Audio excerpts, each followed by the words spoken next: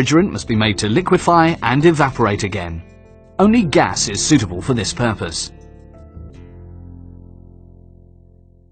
The condenser, the capillary tube, and the evaporator. The gaseous refrigerant is transported to the condenser and compressed to a higher pressure by a compressor. The capillary tube, which makes it possible to build up pressure, is at the end of the condenser. During the compression, heat is produced which is transferred to the environment through the surface of the condenser. The refrigerant is gradually liquefied by the heat emission. The completely liquefied refrigerant is now outside the capillary tube. It enters the evaporator where a lower pressure prevails. The liquid refrigerant is now evaporating. During this process, the heat is extracted from the cooling compartment. Let's remember the human body and the skin. There, heat is extracted from the body when the water evaporates. Now that the refrigerant has completely evaporated again, it is sucked in by the compressor and compressed another time.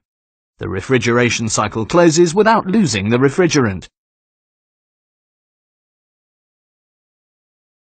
But what does it look like in our refrigerator? Here it is just this principle of the closed refrigerant circuit which is applied. The compressor transports the gaseous refrigerant to the condenser.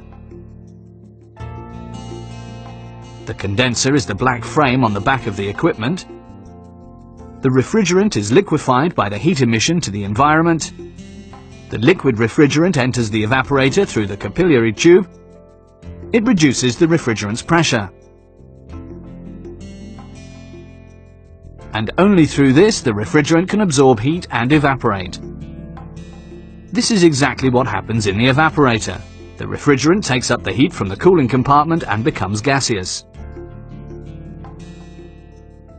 Now the completely gaseous refrigerant is sucked in by the compressor again and the cycle begins anew.